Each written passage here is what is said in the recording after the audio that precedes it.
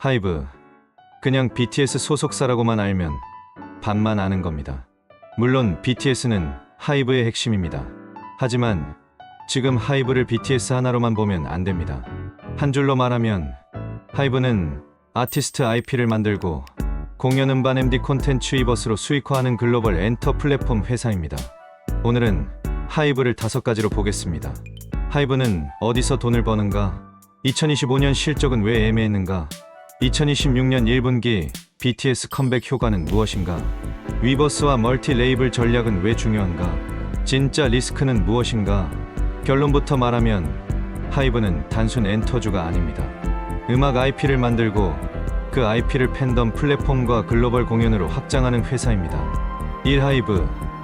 한 줄로 뭐하는 회사냐? 하이브는 엔터테인먼트 회사입니다. 하지만 전통적인 연예기획사와는 조금 다릅니다. 기존 기획사는 아티스트를 데뷔시키고 앨범 공연 광고로 돈을 버는 구조였습니다. 하이브도 이 구조를 갖고 있지만 여기에 플랫폼과 커머스를 붙였습니다. 아티스트 IP를 만들고 팬덤을 키우고 위버스에 모으고 앨범 공연 굿즈 콘텐츠 멤버십으로 수익화합니다. 하이브의 사업은 크게 3가지입니다. 첫 번째, 레이블입니다.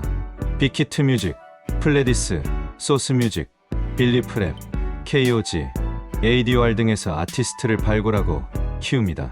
두 번째, 솔루션입니다. 공연, MD, 콘텐츠, 라이선싱, 게임, IP 사업처럼 아티스트 활동을 돈으로 바꾸는 영역입니다. 세 번째, 플랫폼입니다. 대표적으로 위버스가 있습니다. 팬들이 커뮤니티에 참여하고 라이브를 보고 굿즈를 사고 멤버십에 가입하는 구조입니다. 한 줄로 정리하면 하이브는 아티스트를 키우는 회사이면서 그 IP를 플랫폼과 커머스로 확장하는 팬덤 비즈니스 회사입니다. 이 왜 하이브가 주목받냐? 하이브가 주목받는 이유는 3가지입니다. 첫 번째, BTS라는 초대형 글로벌 IP입니다. BTS는 하이브의 가장 강력한 자산입니다. BTS가 활동하면 앨범, 음원, 콘서트, 굿즈, 광고, 위버스 트래픽까지 동시에 움직입니다. 두 번째, 멀티 레이블 구조입니다. 하이브는 BTS 하나만 바라보는 구조에서 벗어나기 위해 여러 레이블과 아티스트를 키워왔습니다. 세븐틴, 투모로우바이투게더, 엔하이픈, 르세라핌, 아일리, 보이넥스트도어, TWS, KATSEY 같은 IP가 여기에 들어갑니다. 이 구조가 중요한 이유는 간단합니다. 한 팀에만 의존하면 리스크가 큽니다. 군 입대, 계약 이슈, 활동 공백, 건강 문제, 팬덤 갈등이 생기면 실적이 흔들릴 수 있습니다. 세 번째, 위버스 플랫폼입니다. 위버스는 팬덤을 모으고 콘텐츠 굿즈 멤버십 라이브를 연결하는 플랫폼입니다. 하이브가 진짜 재평가되려면 단순 엔터주가 아니라 글로벌 팬덤 플랫폼 회사로 인정받아야 합니다. 그래서 하이브의 핵심은 이겁니다. BTS를 넘어 여러 IP가 성장하고 위버스가 반복 수익 플랫폼으로 자리 잡을 수 있느냐? 3. 2025년 실적은 왜 애매했나? 2025년 하이브 실적은 한마디로 이렇습니다. 매출은 역대 최대, 하지만 수익성은 약했습니다. 2025년 연결 매출은 약 2조 6,499억 원이었습니다. 외형만 보면 좋습니다. 특히 글로벌 공연이 늘면서 콘서트 매출이 크게 성장했습니다. 하지만 영업이익은 499억 원 수준으로 크게 줄었고 순손실도 발생했습니다. 왜 이런 일이 생겼을까요? 첫 번째, 신인 아티스트와 글로벌 확장 투자입니다. 신인을 키우려면 트레이닝, 제작, 뮤직비디오, 마케팅, 글로벌 프로모션 비용이 들어갑니다. 두 번째, 사업 재편 비용입니다. 하이브는 플랫폼, 글로벌 레이블, 콘텐츠 사업을 동시에 키우고 있습니다. 이 과정에서 조직 개편과 투자 비용이 발생할 수 있습니다. 세 번째, BTS 완전체 공백기 영향입니다. BTS 멤버들의 군 복무와 완전체 활동 공백은 하이브에게 큰 변수였습니다. 다른 아티스트들이 성장했지만 BTS 완전체 효과를 완전히 대체하기는 쉽지 않았습니다. 그래서 2025년은 이렇게 봐야 합니다. BTS 공백기에도 매출은 키웠지만 수익성 검증은 남긴 해입니다. 2026년 1분기 BTS 컴백 효과는 뭐였나? 2026년 1분기 하이브는 다시 주목받았습니다. 이유는 BTS 컴백 효과입니다. 1분기 매출은 약 6,983억 원으로 1분기 기준 역대 최대 수준이었습니다. BTS 새 앨범 효과가 반영되면서 음반 매출이 크게 늘었습니다. 여기서 중요한 건 BTS 컴백이 단순히 앨범 매출만 늘리는 게 아니라는 점입니다. BTS가 움직이면 앨범이 팔리고, 굿즈가 팔리고, 팬클럽이 늘고, 위버스 트래픽이 늘고, 콘텐츠 소비가 늘어납니다. 즉, BTS 컴백은 하이브 생태계 전체를 다시 움직이는 이벤트입니다. 다만 2026년 1분기 표면상 영업 손실이 발생했습니다. 최대 주주 주식 증여 기반 임직원 보상 비용이라는 일회성 회계 비용이 반영됐기 때문입니다. 그래서 2분기는 이렇게 해석해야 합니다. BTS 컴백으로 본업 체력은 좋아졌지만 일회성 회계 비용 때문에 표면 손익은 왜곡됐다. 투자자가 봐야 할 핵심은 이겁니다. 일회성 비용을 제외한 본업 수익성이 앞으로도 유지되는가? 하이브의 돈 버는 구조. 하이브 매출은 크게 두 가지로 나눌 수 있습니다. 첫 번째, 직접 참여형 매출입니다. 앨범, 음원, 콘서트, 광고가 여기에 들어갑니다. 아티스트가 직접 활동해서 발생하는 매출입니다. 두 번째, 간접 참여형 매출입니다. MD, 라이선싱, 콘텐츠, 팬클럽, 플랫폼 매출이 여기에 들어갑니다. 이 구조가 중요한 이유는 하이브의 수익화 방식이 단순하지 않기 때문입니다. 예를 들어 BTS가 컴백하면 앨범만 팔리는 게 아닙니다. 콘서트 기대감이 생기고, 굿즈가 팔리고, 팬클럽 가입이 늘고, 위버스 접속자가 증가하고, 콘텐츠와 커머스 매출도 함께 늘어납니다. 즉, 하이브는 아티스트 IP 하나를 여러 매출 라인으로 확장하는 구조입니다. 그래서 하이브를 볼 때는 앨범 판매량만 보면 안 됩니다. 앨범, 콘서트, MD, 콘텐츠, 위버스를 함께 봐야 합니다. 6핵심 한번 BTS. 하이브 분석에서 BTS는 가장 중요한 축입니다. BTS는 단순 아티스트가 아니라 하이브의 대표 브랜드입니다. BTS의 강점은 세 가지입니다. 첫 번째, 글로벌 인지도입니다. K-팝을 넘어 글로벌 팝 시장에서 인지도를 갖고 있습니다. 두 번째, 팬덤 충성도입니다. ARMY는 강력한 글로벌 커뮤니티입니다. 세 번째, 투어 파워입니다. 대형 스타디움 투어가 가능한 아티스트는 많지 않습니다. BTS 완전체 활동은 하이브 실적에 매우 중요합니다. 하지만 여기에도 리스크가 있습니다. BTS 의존도가 너무 높으면 다른 IP가 가려질 수 있습니다. 그래서 하이브의 장기 과제는 이겁니다. BTS가 강한 건 좋다. 하지만 BTS 없이도 성장할 수 있는 구조를 만들어야 한다. 7핵심 두 번 세븐틴과 기존 대형 IP. BTS 다음으로 중요한 IP 중 하나는 세븐틴입니다. 세븐틴은 강한 음반 판매력과 공연 동원력을 갖고 있습니다. 하이브 입장에서는 BTS 공백기 동안 세븐틴, 투모로우 바이 투게더, 엔하이픈 같은 팀들이 외형을 받쳐줬습니다. 이 구조가 중요합니다. 하이브가 BTS만 가진 회사였다면 BTS 공백기의 실적이 훨씬 크게 흔들렸을 수 있습니다. 하지만 여러 IP가 있었기 때문에 외형 성장을 이어갈 수 있었습니다. 세븐틴 같은 대형 IP는 하이브에게 두 가지 의미가 있습니다. 첫 번째, BTS 의존도 완화. 두 번째, 공연과 MD 매출 확대. 다만 기존 IP도 영원히 같은 성장률을 유지할 수는 없습니다. 아티스트 연차가 쌓일수록 성장률은 둔화될 수 있고 멤버 활동 변수도 생길 수 있습니다. 그래서 하이브는 기존 대형 IP를 안정적으로 운영하면서 새로운 IP도 계속 만들어야 합니다. 8핵심 세 번 신인 IP와 멀티 레이블. 하이브가 계속 투자하는 이유는 신인 IP 때문입니다.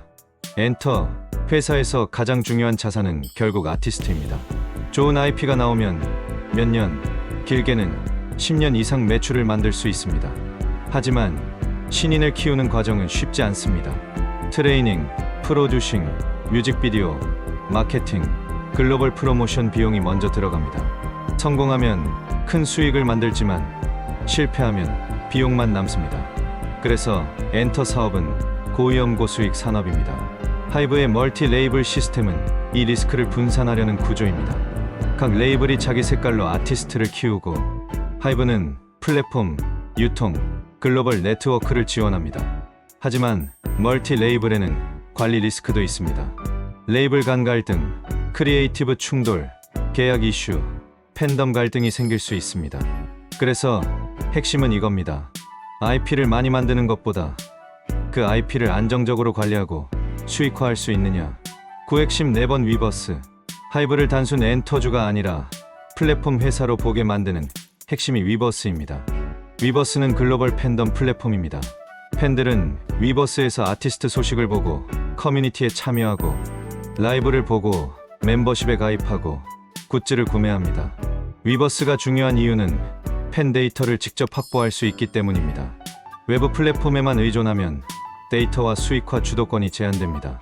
하지만 위버스가 있으면 팬 커뮤니티, 콘텐츠, 커머스, 멤버십, 라이브를 하나로 연결할 수 있습니다. 위버스가 진짜 성공하려면 조건이 있습니다. 첫 번째, 하이브 아티스트 외 외부 아티스트도 충분히 들어와야 합니다. 두 번째, 무료 이용자를 유료 결제로 전환해야 합니다.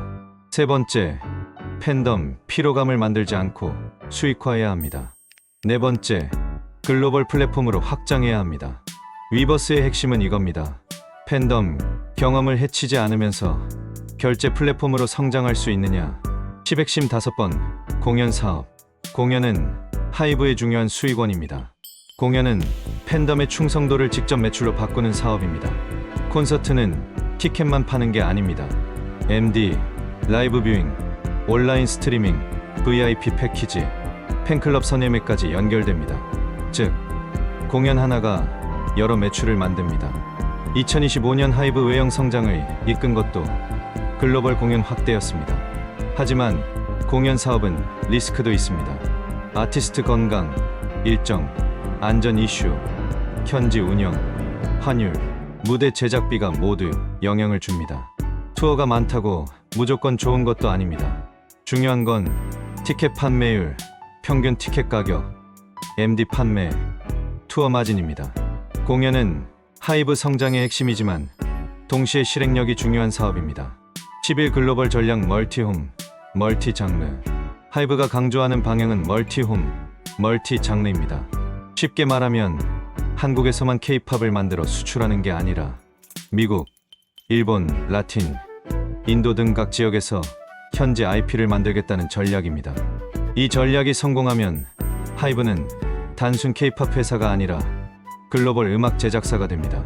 장점은 큽니다. 시장도 넓어지고 특정 국가 리스크도 줄어들고 위버스 확장에도 도움이 됩니다.